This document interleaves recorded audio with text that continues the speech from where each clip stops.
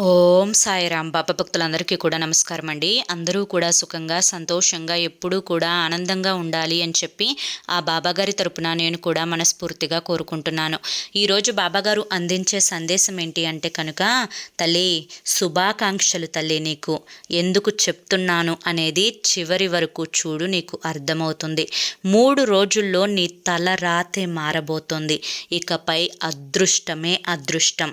నీ అదృష్టాన్ని ఎవ్వరూ కూడా ఆపలేరు. ఎందుకు అని చెప్పి నువ్వు ఇది పూర్తిగా వింటేనే తెలుస్తుంది. అలా కాకుండా మిస్ చేసుకున్నావు అంటే మాత్రం ఈ అదృష్టం నీ వద్దకు రాకపోవచ్చమ్మా అని చెప్పి ఏదో తెలియని సందేశంతో బాబాగారు మన ముందుకు వచ్చారండి. మరి సందేశం వినే ముందు తప్పకుండా వీడియోకి లైక్ ఇచ్చి కింద ఓం సాయిరామ్ అని చెప్పి కామెంట్ చేయండి. దానికంటే ముందు చాలామంది కూడా చెప్పుకోలేనటువంటి సమస్యలతోటి సతమతమైపోతూ వాటిని ఎలా తీర్చుకోవాలో తెలియక ఇబ్బంది పడిపోతూ ఉంటున్నారు. అటువంటి వారి కోసం శ్రీ షిరిడి సాయిబాబా ఆశీస్సులతో జ్యోతిష్యం చెప్పబడును. గురూజీ శివరామరాజు గారు. Phone number 9959425552. మీరు ఇప్పటి వరకు ఎన్నో చోట్ల జ్యోతిష్యం చెప్పించుకొని మీరు ఆశించిన మార్పులు మీ జీవితాలలో జరగలేదని చెప్పి బాధపడి ఉంటారు. కానీ ఇక్కడ అస్సలు అలా జరగదండి.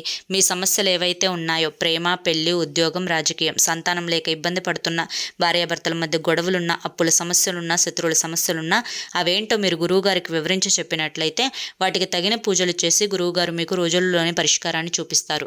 గురువుగారు చెప్పినట్లు 100కు 1000% జరుగుతుంది. నమ్మకంతో స్క్రీన్ మీద కనిపిస్తున్న నెంబర్కి అయితే కాంటాక్ట్ అవ్వండి. అంతేకాకుండా భార్యాభర్తల మధ్య వశీకరణ, స్త్రీ మరియు పురుషుల మధ్య వశీకరణ కూడా 100% జరపబడును. మాకున్నటువంటి ఎన్నో రకాలైన సమస్యలు కూడా గురువుగారు చేసిన పూజల వల్ల అన్నీ తీరి ఈ రోజున మేము ఆనందంగా ఉంటున్నాము. అలాగే మీ జీవితాలలో కూడా సంతోషాలు నిండాలి అంటే వెంటనే స్క్రీన్ మీద కనిపిస్తున్న నెంబర్కి కాంటాక్ట్ అయ్యి మీ సమస్యలు చెప్పి బయటపడండి.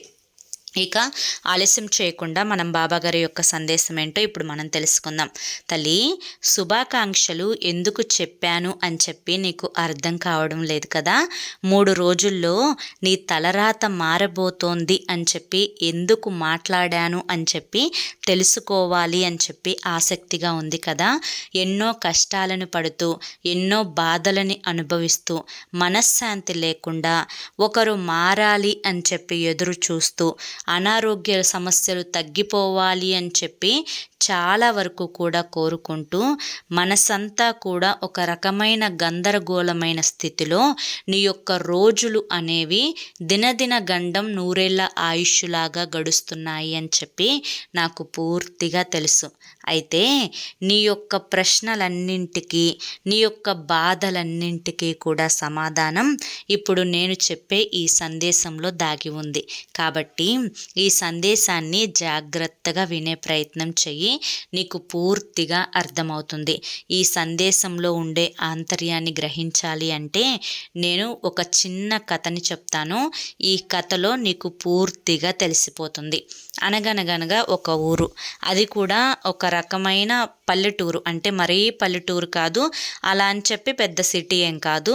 నార్మల్గా అన్ని అవసరాలకు తగినవన్నీ కూడా ఆ ఊరిలో దొరుకుతూ ఉంటాయి. నార్మల్గా ఉంటుందన్నమాట ఆ ఊరు కూడా.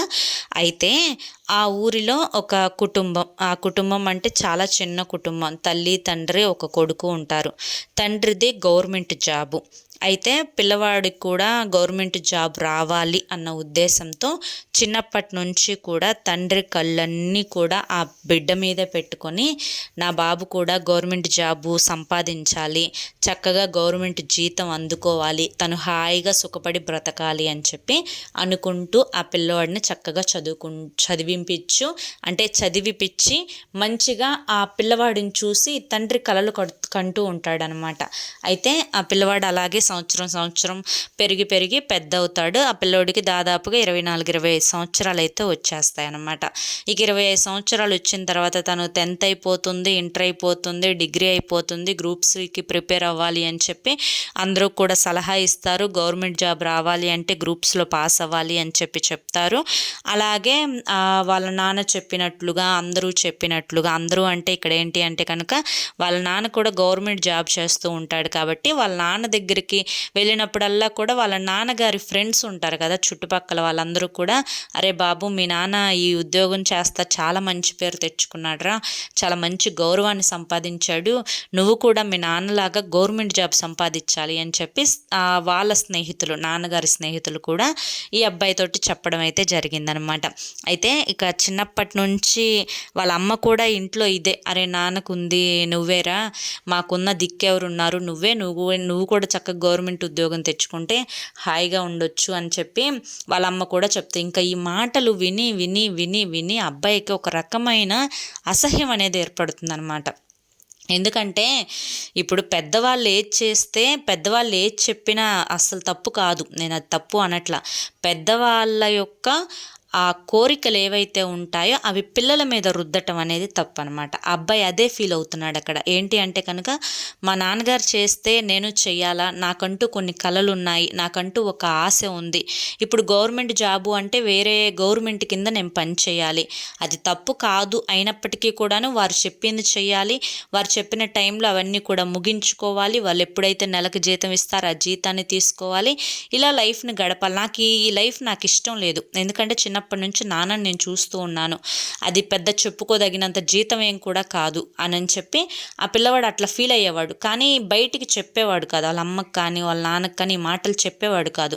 చెప్పకుండా తనలో ఒక రకమైన అంటే ఒక ప్రెస్టేషన్ లాగా పెరిగిపోయిందనమాట. చెప్పాలా వద్దా, చెప్తే ఏంటో చెప్పకపోతే ఏంటో అన్నట్లుగా ఏం చాలా అర్థం కాక ఒకరోజు ఒక నిర్ణయం తీసుకొని వాళ్ళ నాన్న దగ్గరికి వచ్చి చెప్తాడు, నాన్న నేను గ్రూప్స్లో ప్రిపేర్ అవ్వాలి అని చెప్పి అనుకుంటున్నాను కదా, ఈ యొక్క గ్రూప్స్లో నేను మంచిగా సెలెక్ట్ అవ్వాలి అంటే నేను సిటీకి వెళ్ళాలి, సిటీకి వెళ్ళి అక్కడ ట్రైనర్స్ ఉంటారు, ట్రైనర్స్ దగ్గర మంచిగా 1 సంవత్సరం పాటు నేను ట్రైనింగ్ అయ్యాను అంటే కనుక, ఆల్రెడీ ఇక్కడ చెప్పిన ఒక విషయం నేను చెప్పలా, ఏంటి అంటే ఆల్రెడీ గ్రూప్స్లో మంచిగా ఎగ్జామ్ రాశాడు, ఒకసారి ఫెయిల్ అయిపోతే అంటే సీట్ రాదు, అబ్బాయి గవర్నమెంట్లో సీట్ రాదు.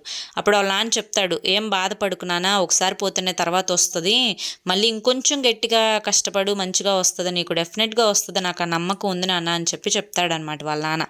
ఇక సరేనని చెప్పి ఇక వాళ్ళ నాన్న కూడా ఇవన్నీ ఆలోచించి, అవునరా, అరే ఒకసారి రాసావు, నువ్వు రాస్తే ఫెయిల్ అయ్యావు, నీకు ఇప్పుడు నిజంగా ట్రైనింగ్ అనేది అవసరం, నువ్వు ఇంట్లో ఒక్కడవే కూర్చొని ఎంత ఇదైనా కూడా సరైన ట్రైనింగ్ లేనిదే నువ్వు పాస్ అవ్వలేవు, కాబట్టి నువ్వు ట్రైనింగ్కి వెళ్ళు నాన్న, సంవత్సరం పాటు అంటున్నావు కదా, నీకు డబ్బు అవసరం అవుతుంది కదా అని చెప్పి ఒక 60,000 ఉంటే 60,000 తీసిస్తాడు. అతను కూడా గవర్నమెంట్ ఉద్యోగం, డబ్బుకి అంత దిగులే ఉండదు. సరే ఉన్న దాంట్లోనే ఒక 60,000 రూపాయలు తీసి తనకిస్తాడనమాట. ఇచ్చి సిటీకి పంపిస్తాడు. ఇక సిటీకి వెళ్ళిన తర్వాత ఇటు ఒక ట్రైనర్ అంటే మిస్టర్ రావ్ అని చెప్పి ఒక ట్రైనింగ్ సెంటర్ అనమాట. అక్కడ ఏంటంటే గ్రూప్స్కి వెళ్ళే పిల్లలకి మంచి ట్రైనింగ్ ఇస్తారు, అక్కడ జాయిన్ అవుతాడు అబ్బాయి. జాయిన్ అయ్యి కొన్ని రోజులు అలా వెళ్తూ మంచిగా ట్రైనింగ్ అవుతూ మంచిగా చూస్తూ కొంతమందిని అందరినీ చూస్తూ ఒకరోజు ఏంటి అంటే ఆ ట్రైనర్ యొక్క సార్ ఎవరైతే ఒక సారు వీళ్ళకి ట్రైనింగ్ ఇస్తాడో అతని దగ్గరికి వెళ్ళి డైరెక్ట్గా చెప్పేస్తాడు, సార్ నేను మీతో ఒక మాట చెప్పాలి అనుకుంటున్నాను, మా నాన్నగారిది గవర్నమెంట్ జాబు, నన్ను కూడా ఇప్పుడు ఈ గ్రూప్స్లో జాయిన్ చేయడానికి కూడా కారణం ఏంటి అంటే నాకు గవర్నమెంట్ జాబ్ రావాలి అన్న ఉద్దేశంతో, నాకేమో ఈ జాబు ఇష్టం లేదు, మెయిన్లీ గవర్నమెంట్ జాబ్ తప్పు అని చెప్పి నేను అనట్లేదు, కాకపోతే నాకు ఒకరి కింద పనిచేయటం ఇష్టం లేదు, నాకు నా కాళ్ళ మీద నిలబడటం ఇష్టము, అలా బ్రతకాలనుకుంటున్నాను అంటే అప్పుడు ఆయన ఏం చెప్తాడు అంటే, ఎప్పుడు ఏ గురువు అయినా కానీ తన విద్యార్థి బాగుండాలి అని చెప్పే కదా కోరుకుంటాడు. నిజమే నాన్న, నువ్వు కరెక్ట్గానే ఆలోచిస్తున్నావు, నువ్వు ఇప్పుడు ఏదైతే ఆలోచిస్తున్నావో నీ మనసుకు ఏదైతే కరెక్ట్ అనుకుంటున్నావో నువ్వు దాన్నే చెయ్యి, అదే ఫాలో అవ్వు, నేను ఇంతమందికి ట్రైనింగ్స్ ఇస్తూ ఉంటాను, నేను కూడా గవర్నమెంట్ జాబ్ తెచ్చుకోవాలి అంటే తెచ్చుకోగలను, కానీ నాకు ఇష్టం లేదు, నా కింద ఇప్పుడు ఎంతమంది వస్తున్నారు నీ ఫ్రెండ్స్ వీళ్ళందరూ చూసావు కదా, దాదాపుగా 200 మంది పిల్లలకు నేను ట్రైనింగ్ ఇస్తాను, నాకు మంచిగా శాలరీ వస్తుంది నెల వచ్చేసరికి, అందుకని నేను గవర్నమెంట్ జాబ్ వైపు అంత ఇంట్రెస్ట్ నేను చూపించలేదు, నేను మంచిగా ఇలాగే నాకు లైఫ్ బాగుంది, ఇది నేను తీసుకున్న నిర్ణయం, అలాగే నువ్వు తీసుకున్న నిర్ణయం సరైనదైతే డెఫినెట్గా నువ్వు సక్సెస్ అవుతావు, నీ పట్టుదల, నీ యొక్క మాట తీరు, నీ ఆలోచన తత్వం ఇదంతా కూడా చూస్తుంటే అంటే గురువుకు తెలిసిపోతుంది విద్యార్థి యొక్క ప్రవర్తనను బట్టి చూస్తూ ఉంటే, నువ్వు ఖచ్చితంగా సక్సెస్ అవుతావు జీవితంలో అనే నమ్మకం నాకుంది, డెఫినెట్గా నువ్వు ట్రై చేయనా అని చెప్పి ఆయన కూడా ఇతనికి సలహా ఇస్తాడనమాట. ఇక ఆయన కూడా నాకు ఇలా చెప్పేశాడు, నేను మంచిగా మంచిగానే ఆలోచిస్తున్నాను. ఇప్పటివరకు నాకు ఎవరి సపోర్ట్ లేదు, ఎవరికి కూడా నేను చెప్పుకోలేకపోయాను. ఈ సార్తో చెప్పాను, నాకు కొంచెం సపోర్ట్గా ఉంది, ఇప్పుడు బాగుంది, హ్యాపీగా ఉంది నాకు మనసు అనేది. సరే అని చెప్పి నడుచుకుంటూ ఏం చేద్దాము, ఏం బిజినెస్ స్టార్ట్ చేద్దాము అనుకుంటా ఇతనికి కడుపులో కొంచెం ఆకలేస్తుంది అనమాట. అలా ఆకలేస్తుంటే పక్కనే పిజ్జా హట్ ఉంటే పిజ్జా హట్లోకి వెళ్తాడు. వెళ్ళి ఒక పిజ్జా చిన్నది తనకి కడుపుకు సరిపోయేంతది ఆర్డర్ పెట్టుకుంటాడు. పెట్టుకొని ఆ పిజ్జాని తింటుంటే చాలా టేస్టీగా అనిపించింది. తినే వాళ్ళందరూ కూడా చాలా బాగుంది, చాలా టేస్టీగా ఉంది అని చెప్పి అసలు వచ్చి పోయే వాళ్ళు ఆ హోటల్కి సందు ఉండదన్నమాట. అంటే చాలా గుంపులుగా వస్తున్నారు, తింటున్నారు. ఆ పక్కన అందులో కూర్చున్న ఆయన కూడా మంచిగా డబ్బులు తీసుకుంటున్నాడు. ఇది చాలా బెటర్ అనిపించింది అతనికి. ఉన్నంతసేపు కూడా అక్కడ ఇది చేసుకుంటే బెటర్ ఏమో అని ఒక ఆలోచన చేసింది అప్పటికప్పుడే. ఇక వెంటనే ఆ ఓనర్ దగ్గరికి వెళ్ళి, సార్ నేను మా డాడీ గవర్నమెంట్ జాబు, నేను ఇట్లా గ్రూప్స్లో సిటీలో ట్రైనింగ్ అవ్వటానికి వచ్చాను, నేను ఇక్కడ 1 సంవత్సరం పాటు ఉంటాను, ఈ సంవత్సరం పాటుగా నాకు గ్రూప్స్ కోసం అని చెప్పి ట్రైనింగ్ కోసం అని చెప్పి డబ్బు కావాల్సి ఉంటుంది, ప్రతిదానికి నాన్న అడగలేను కదా, నేను మీ దగ్గర ఒక పని ఇప్పించండి నాకు, నేను ఉదయం పూట 9 గంటలకు వెళ్తే సాయంత్రం 4:30 కల్లా వచ్చేసేస్తాను నా రూమ్కి, నేను 5 మీ దగ్గర నుంచి వర్క్లో జాయిన్ అవుతాను, 5 నుంచి 10:30, 11 దాకా ఉంటాను సార్ అంటే, సరే ఈ అబ్బాయి బాగా మంచిగా ఉన్నాడు, చూడటానికి బాగున్నాడు, చదువుకున్నవాడిలాగా ఉన్నాడు, ఆల్రెడీ చదువుతున్నానని అంటున్నాడు, పద్ధతిగా ఉన్నాడు అని చెప్పి సరేనని చెప్పి నెలకి సరే నేను ఒక 10,000 అయితే ఇస్తాను నీకు, ఓకే కదా నీకంటే ఓకే సార్ అని చెప్పి అనుకుంటాడు. ఇతని మనసులో ఉద్దేశం ఏంటో ఆ ఓనర్కి తెలియదు. ఇక సరేనని చెప్పి ఆ అబ్బాయి ఆ ఉద్యోగంలోకి వస్తాడనమాట. పొద్దునపూట ట్రైనింగ్కి వెళ్తాడు, అటు దాన్ని మిస్ చేసుకోలే, ఇటు దీన్ని మిస్ చేయట్లా. అటు ట్రైనింగ్ అవుతూనే ఇటు ఈ పిజ్జా హట్లోకి వచ్చి సాయంత్రం పూట పిజ్జా ఎలా తయారు చేయాలి, ఎలా తయారు చేస్తే టేస్టీగా ఉంటుంది, ఆ హోటల్కి వస్తున్న ఆ యొక్క ఇది ఉంటారు కదా, జనం ఉంటారు కదా, వాళ్ళు ఎలా తినటానికి ఇష్టపడుతున్నారు, ఏ టేస్ట్లు కోరుకుంటున్నారు, ఆ పిజ్జాలో ఎటువంటి ఐటమ్స్ వేస్తే వాళ్ళు ఇష్టపడుతున్నారు, వాళ్ళ యొక్క అభిరుచులు ఏంటి, ఇవన్నీ కూడా తెలుసుకోవటం అయితే స్టార్ట్ చేశాడు. ఆ పిజ్జాని కూడా వారి యొక్క టేస్ట్కి తగ్గట్లుగా ఈ అబ్బాయి ఎలా మలచాలి అని చెప్పి తన సొంత టాలెంట్ని కూడా కొంచెం ఉపయోగించాడు.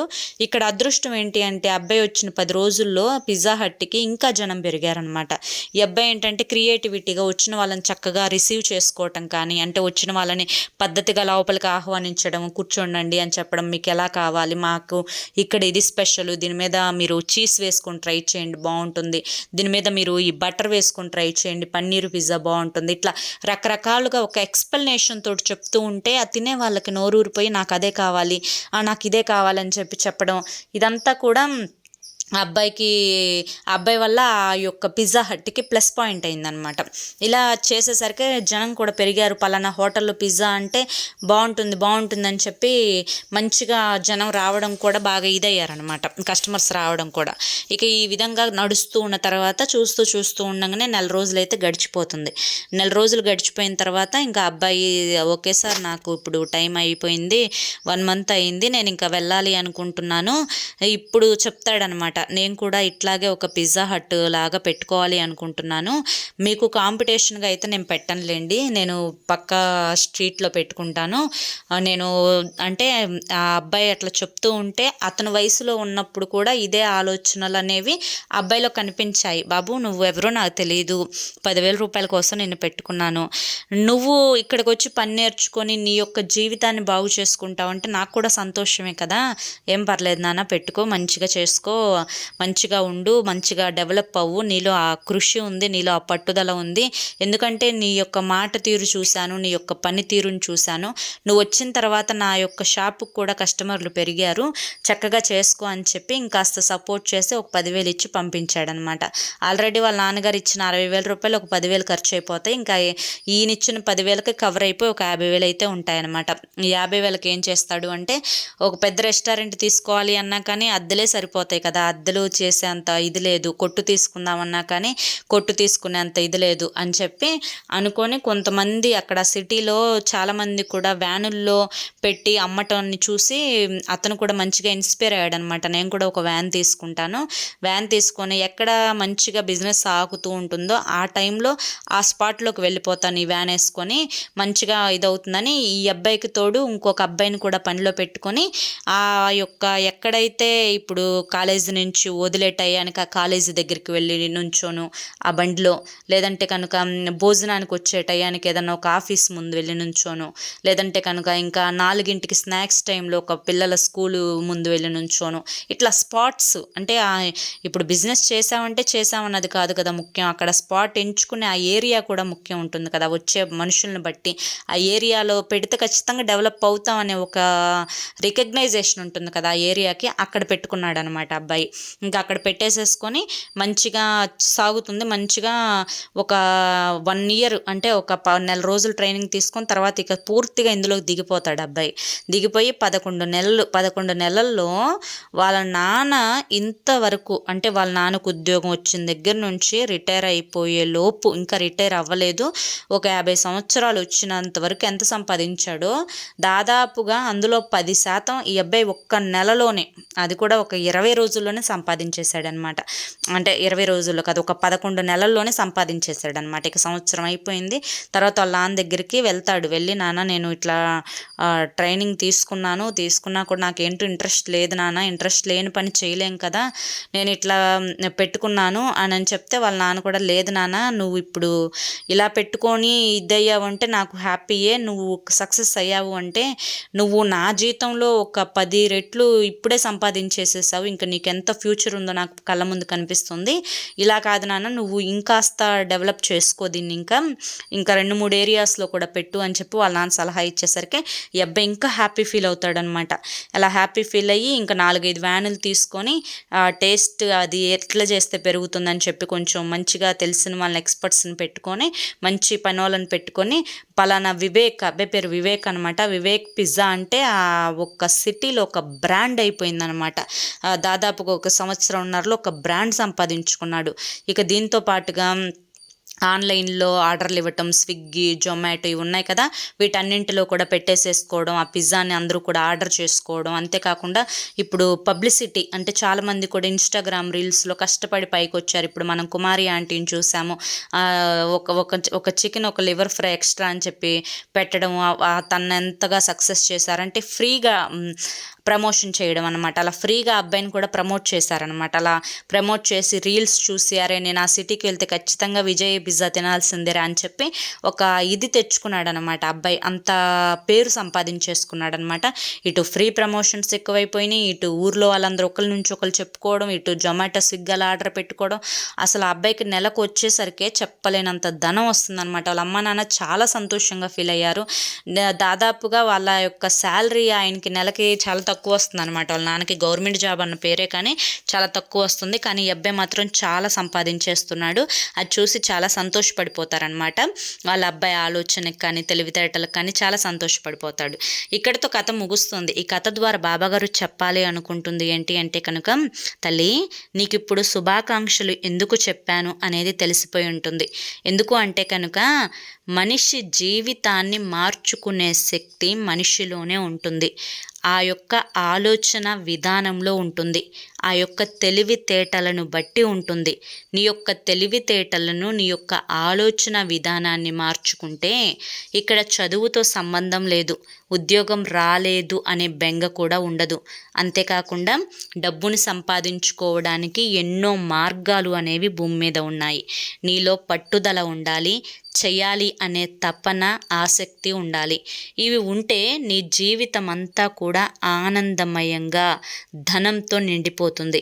ఎక్కడైతే ధనం ఉంటుందో అక్కడ ఆనందం ఉంటుంది. ఆనందం ఉన్న చోట సంతోషం ఉంటుంది, ఆరోగ్యం ఉంటుంది, ఐశ్వర్యం ఉంటుంది. కాబట్టి నీ యొక్క తలరాతను మార్చుకోవడానికి నేను నీకు 3 రోజులు సమయాన్ని ఇస్తున్నాను. ఈ 3 రోజుల్లో నువ్వు తీసుకునే నిర్ణయం ఏదైతే ఉంటుందో నీ యొక్క తలరాతను మార్చుకోవడానికి, ఆ నిర్ణయానికి వెన్నంటే నేనుండి గురుబలాన్ని అందిస్తాను. నీకు ఇంతకంటే అదృష్టం ఏముంటుంది చెప్పు? కాబట్టి నా గురుబలం నీకు తోడై ఉండాలి అనంటే నీ యొక్క తలరాతను మార్చుకునే శక్తి నీ యొక్క ఆలోచనలతోటి పెంచుకొని జీవితాన్ని అందంగా, ఆనందంగా మార్చుకునే ప్రయత్నం చేస్తే ఇప్పటి వరకు ఎవరైతే నిన్ను వేలెత్తి చూపించారో, నిన్ను చిన్న చూపు చూశారో, ఎవరైతే నిన్ను తక్కువ తక్కువగా చూసి మాట్లాడారో, హేళన చేశారో వారికి చెప్పు దెబ్బ కొట్టినట్లుగా నీ యొక్క విజయం ఉండాలి. నీలో ఆ కసి, ఆ పట్టుదల పెరగాలి తల్లి. ఇదే నా కోరిక. అప్పుడు నిజమైన ఆనందం మొదలవుతుంది అని చెప్పి ఈరోజు బాబాగారు మనకి చాలా చక్కటి కథని, ముఖ్యంగా మన యొక్క ఆలోచన విధానం, అక్కడ విజయ ఆలోచన విధానం ఎంత తెలివిగా ఉంది. ఇప్పుడు అబ్బాయికి చదువుతో అంటే లెక్కలు అవి చూసుకోవడానికి చదువు అవసరం అవుతుంది, కానీ పిజ్జా హట్ అంటే ఎవరైనా పెట్టుకోవచ్చు, మంచిగా చేసుకోవచ్చు. ఒక్క పిజ్జా హట్ అనే కాదు, ఏదైనా కానీ, ఇడ్లీలైనా టిఫిన్ అయినా ఏదైనా కానీ, మనిషి మారాలంటే వారి యొక్క శక్తిని బట్టి, వారి యొక్క ఆలోచన విధానాన్ని బట్టి, వారి యొక్క ఇష్టమైన పనిని ఎంచుకుంటే ఈరోజు ఇడ్లీలు వేసేవారు కూడా నెలకు ₹1,00,000 సంపాదిస్తున్నారు. కాబట్టి నీ యొక్క ఆలోచన విధానంలోనే నీ తెలివితేటలు ఉంటాయి, నీ యొక్క అదృష్టం ఉంటుంది, నీ యొక్క తలరాత మార్చే శక్తి ఉంటుంది. కాబట్టి నువ్వు నీ ఆలోచన విధానాన్ని మార్చుకో. ఎప్పుడూ కూడా ఇలా బాధపడుతూ ఏడుస్తూ కూర్చుంటే విజయం రాదు అని చెప్పి చాలా చక్కటి సందేశాన్ని అందించారండి. ఈ సందేశంలో మనం అర్థం చేసుకోవాలి, కానీ చాలా పెద్ద ఆంతర్యం ఉంది. మరి అది మీరు బాబాగారు ఎందుకు చెప్పారు అని అర్థం చేసుకున్నారు, నచ్చింది అని చెప్పి అనుకుంటున్నాను. మరి అర్థమైంది, నచ్చింది అనిపిస్తే ఈ వీడియోకి ఒక లైక్ ఇవ్వండి. లైక్ ఇచ్చిన వెంటనే హైప్ అని వస్తుంది, హైప్ ఇవ్వండి. మొదటిసారి మన సాయి పిలుపు ఛానల్లోకి వచ్చినట్లయితే మన ఛానల్ని సబ్స్క్రైబ్ చేసుకొని సపోర్ట్ చేయండి. మరి రేపు మరొక మంచి వీడియోతోటి మళ్ళీ కలుసుకుందాం. అంతవరకు కూడా బాబాగారి యొక్క ఆశీస్సులు మీ మీద, మీ కుటుంబ సభ్యుల మీద ఎల్లకాలం ఉండాలి అని చెప్పి మనస్ఫూర్తిగా కోరుకుంటూ సర్వేజన సుఖినో భవంతు. ఓం సాయిరామ్.